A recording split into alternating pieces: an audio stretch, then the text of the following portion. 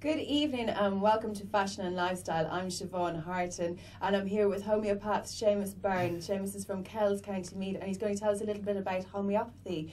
Welcome to Fashion and Lifestyle, Seamus. Thanks for having me. Good. And tell us a little bit about homeopathy. What is homeopathy?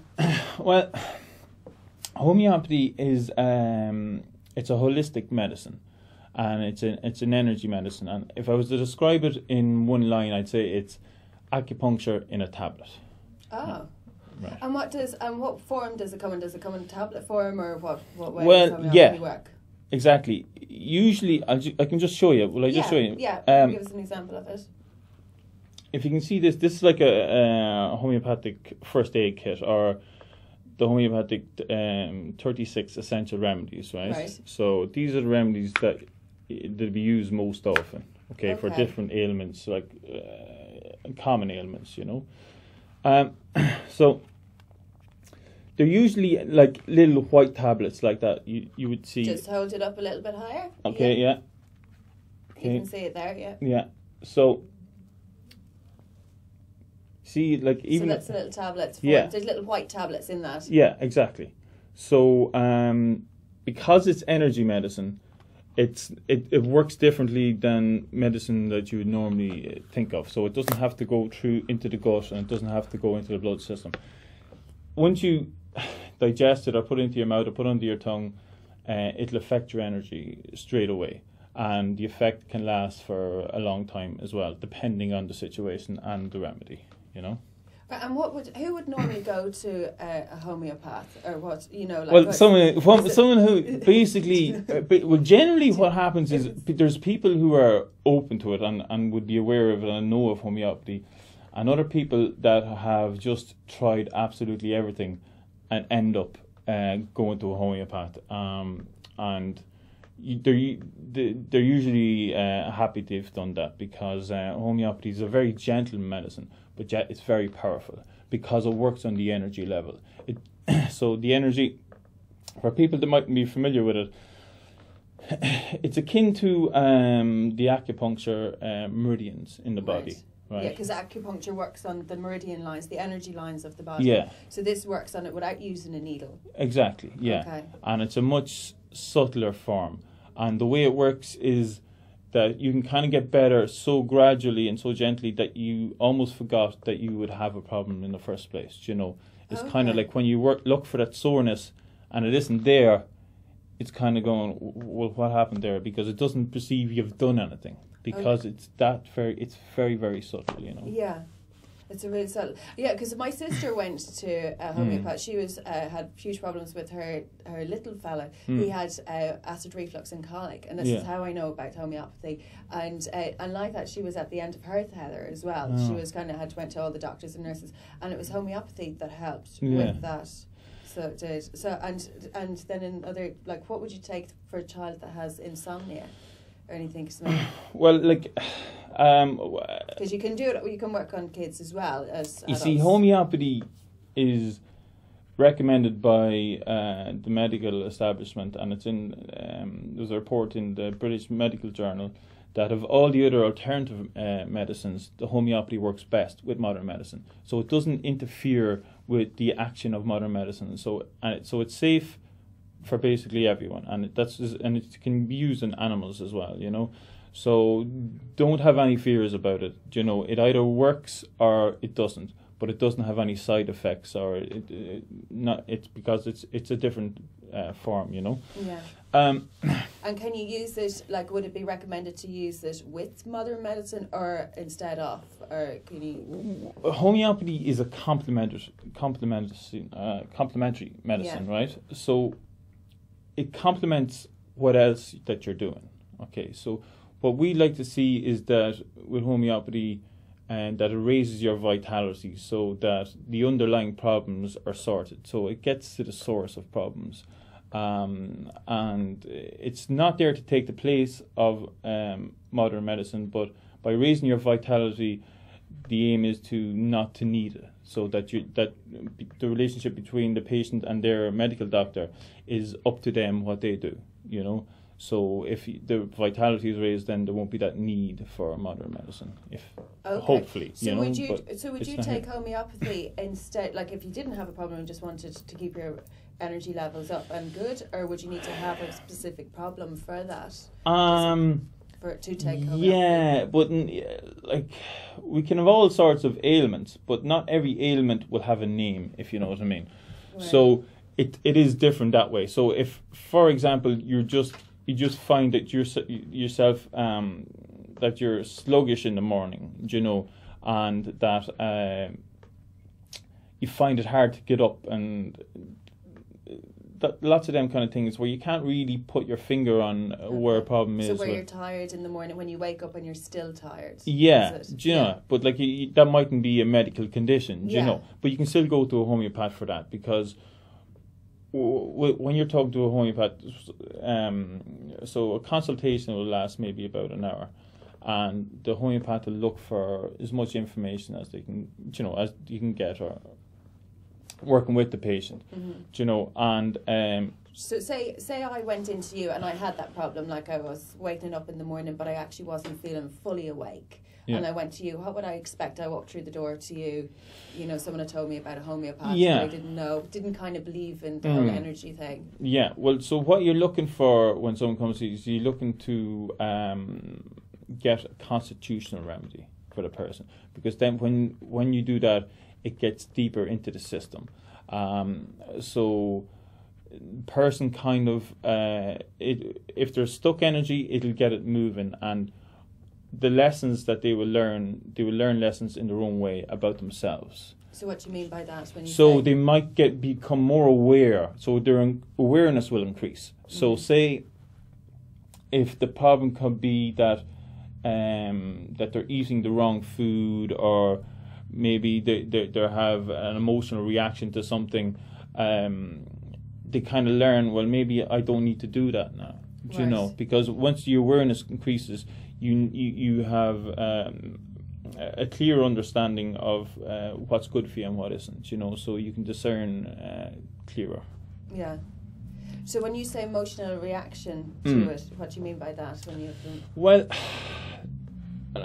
emotional reactions are probably the thing that affects people most and interferes with the flow of energy. And because we're unconscious of a lot of the time of the situations that affect us, you know, with relationships between different people and different events, and just in different situations, like say for example, you have an exam coming up. So some people have no problem with that. They'd love it. They'd be looking forward. And other people are just, they build it up in their head. And it's a big, stress. Yeah, exactly. And they'll feel anxiety. And generally people feel anxiety in their solar plexus, right? So you can give a remedy for that type of a situation. Okay, so that's the reaction. That's what they have, the emotional reaction. Yeah, the it's an emotional reaction. Something that goes on in their head. Yeah, so they're thinking of something and they're reacting. They're reacting to it. So yeah. that's it. And then how did you get into homeopathy, or where did you homeopathy? Where did you start with that? Or well, I just like I suppose like a lot of people, I had lots of questions, and I was looking for a place that I could get some answers, you know, and I discovered homeopathy through a friend. So I got a book on it and I read it, and it just made sense to me, you know. So then I knew this is what I want to do. Right. You know. And where did you study it? I studied in the Byrne School of Homeopathy down in Gort in Clare. Right.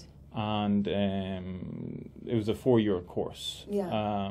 So you go into, for the first year, you work on yourself and your own awareness, and then you learn about the medicines after that. Because the important thing for a therapist is to be in a good mental space themselves. So you have to cleanse yourself beforehand, like your whole... Totally, yeah. Do you know, because you have to be able to hold a space and create a safe space for people to come and speak, you know. When you don't want to be giving them any of your rubbish. You know, exactly. Exactly. Exactly. That's the last thing I want to do, is go to someone with of their own. Yeah, no, stuff it is very important, you know, Yeah. that kind of thing. Yeah. Yeah. And then you have a book here that you wanted to show and talk about. Yeah. You were telling me earlier on that this is a book that everyone should have. Yeah. Well, you see, this book here is Miranda Castro's Homeopathic Guides. It's a great book for beginners, and it's very cheap. But you could use it your whole life, no matter how long you're into homeopathy. You know,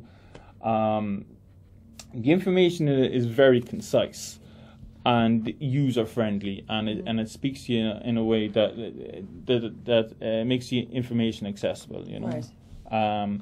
Like a lot of books in homeopathy can be like quite intimidating. They're very scholarly, you know. Yeah. But this is a great book, and so anyone can go out and buy this book and then kind of diagnose themselves. You're saying, or give their own... well, if you want to get into homeopathy, the best way to do it would be to do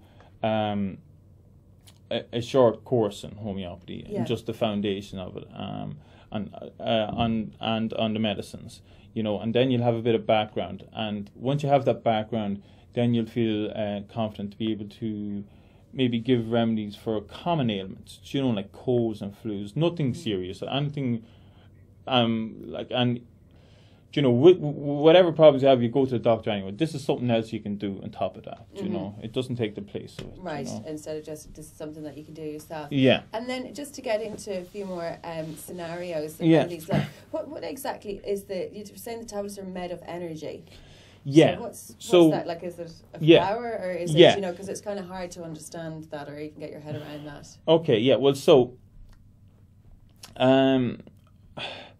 you can make a remedy from any substance in nature, right? So it's usually from a mineral, a plant, or an animal. Most of them are plants, you know, like, for example, belladonna is a great remedy. That's made from the flower belladonna, right?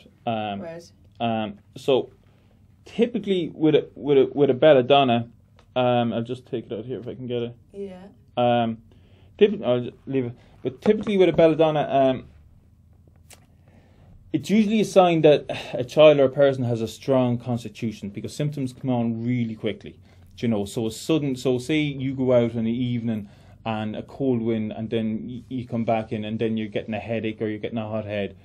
That's a belladonna situation. That's someone who needs to take belladonna, is it? Exactly, at that time, you know. Okay. Yeah, and there's a few peculiar things with the belladonna. It's like they can also be worse for a haircut. You know, so they come back from a hair. yeah, because that somehow that affects their energy. Is this belladonna divas? Yeah, well, you see, because it's they're sensitive to anything happening to their head. Do you know? So belladonnas, do they live in their head? Is it? Or they're very. They can be very cerebral. Yes. Right. But also it's an overreaction. You know. But it's a weak spot in their body. Do you know? So someone who gets irritated, is it by, say, that they can't stand the hairdressers? Well, no, it's more the water. It's more when they get their head wet. Right. Say if you go and get your head, you get your hair washed, or you're out in the rain and you get your head wet. That could set it off. Do you know? Or and they get headaches, is it? Yeah, it could, or a flu. Or a flu. Right. Yeah. Do you know? And it can come on really quickly, and in a matter of hours. Yeah. Do you know? And they take a belladonna. And how long would they take that for? Now the rule of thumb is really I wouldn't take any more than 3 tablets, right? So you don't take them at a time. Say maybe take one at a time, but over a period of 24 hours. You know, with a belladonna, it's usually 1 or 2 will do the job. Right. So homeopathy works best when the patient is at the worst. You know, so take it as soon as you feel a problem coming on like that. Yeah. You know. Very good. And you were mentioning earlier on that it's really good. Homeopathy is really good for autism. You have a book here about a homeopath that wrote about her autistic child. Yeah. That is really good. Tell us a little bit about that. Well, this is a book that I recommend. It's called The Impossible Cure. It's written by an American lady who had an autistic child, you know. And like a lot of people, she searched high and low to find an answer to the problem, and eventually she came to homeopathy. And when she discovered homeopathy and the effects that it had on her child, and the word she used, that the child came back to her, the child came back to life again, she became a homeopath herself and wrote this book on homeopathy. She was just really inspired by it, So it's really good for anything like that, like as people. Yeah, the spectrum homeopathy has is massive, and it's probably hard to appreciate, Because if it goes from simple terms to, of not being re-energized in the morning to something as severe as autism, it's very powerful. Yeah, because, you see, homeopathy treats the person more than the disease. Right. So the disease is secondary. It's the story behind that we're looking for. We're looking to get to the root of the problem as much as we can, and then you're getting a remedy that matches that stuckness, is what we call it, or that initial trauma, and that we're looking to unlock the energy, and once the energy is unlocked, it can flow again and the person can come back to themselves. That's just a feeling. Okay, so when you say something like that, like it's this person behind the story, or the disease in the body, like say, give us a scenario about that, so it's people get a bit more understanding on that. Well,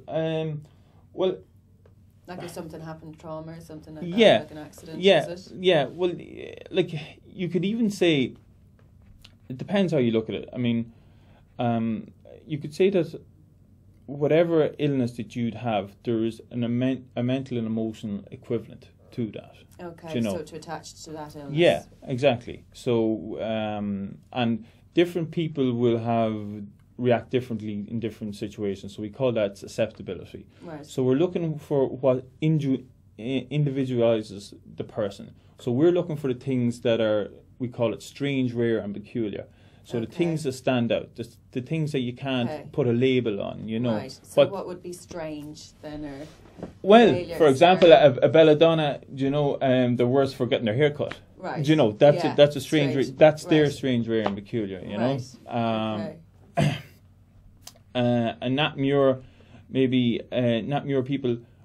So Nat Muir is the medicine. Yeah, so Nat Muir is it's another remedy, and I should probably explain that each remedy also has kind of like a personality to it as well.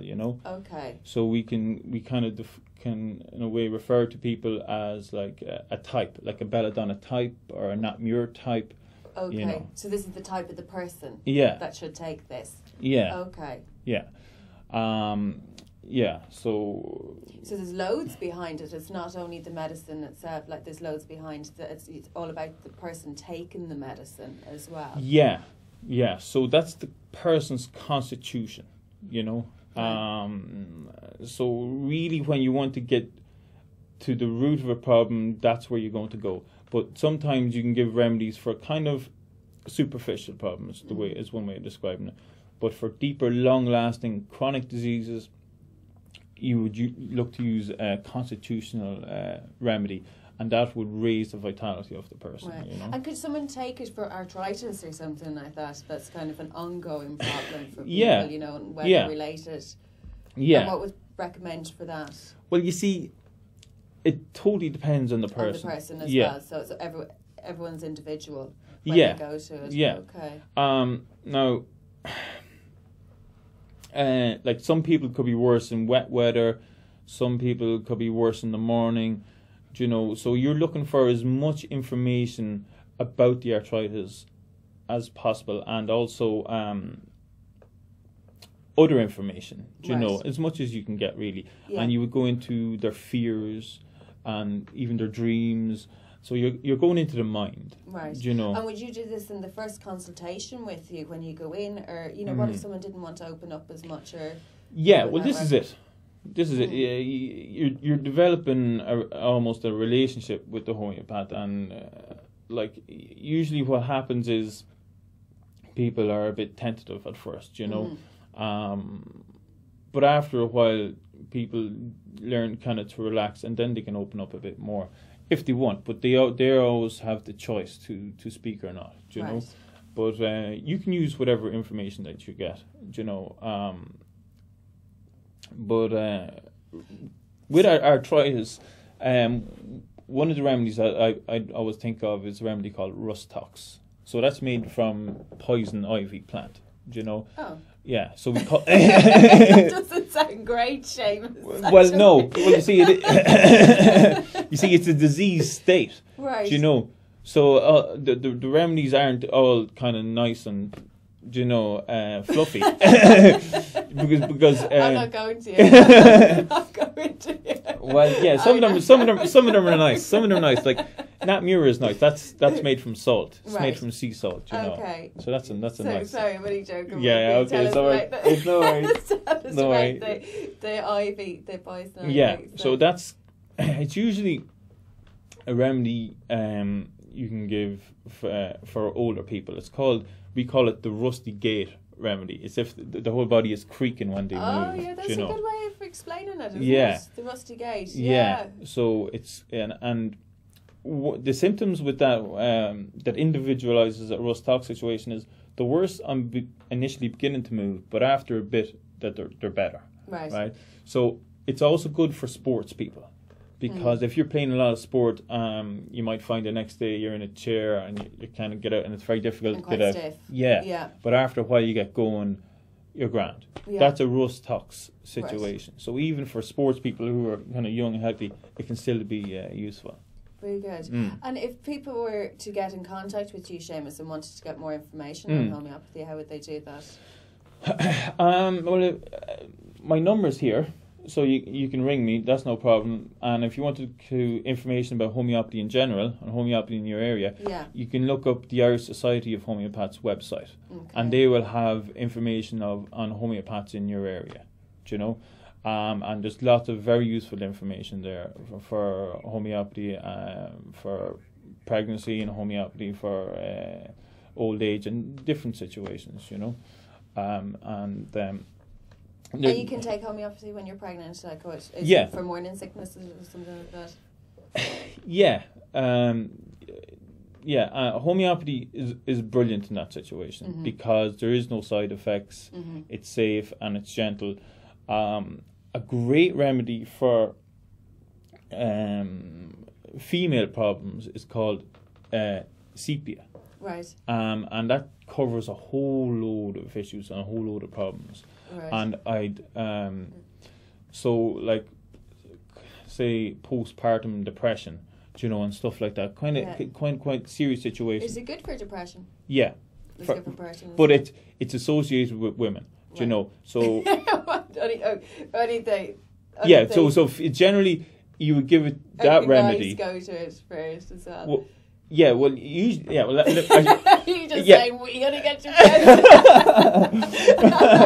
No, okay, I'm trying to explain. Right? Okay, let me explain. You've got a minute. 9 times out of 10, you give that remedy to a woman. A woman who's post-like, right? Yeah, it's great for depression, you know, and it's great for that feeling that.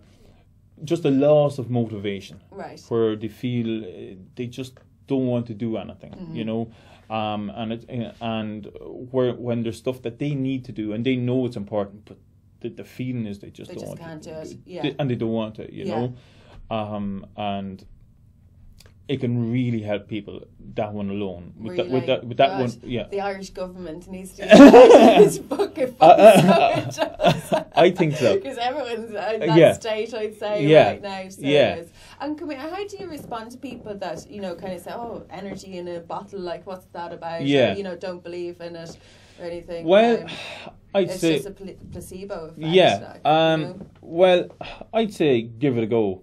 Right. Do your own research, you know, and reach your own conclusions. People are entitled to say whatever they want, do you know? But if you want to find out for sure for yourself, do you know, have a go. Like, and the thing about it is the most cost-effective medicine that there is. Well, how much is it for treatment with your? Well, typically you're talking about for a consultation, which is an hour long. Yeah. It's €50. Right. and after that it might be a bit cheaper. And then for the first aid kit, if people would get the yeah, first aid kit, how much would that be? Yeah, you're talking about 60 or 70 euro, right? Right. But it's a brilliant investment because there's... And how long would that last? It'd last years.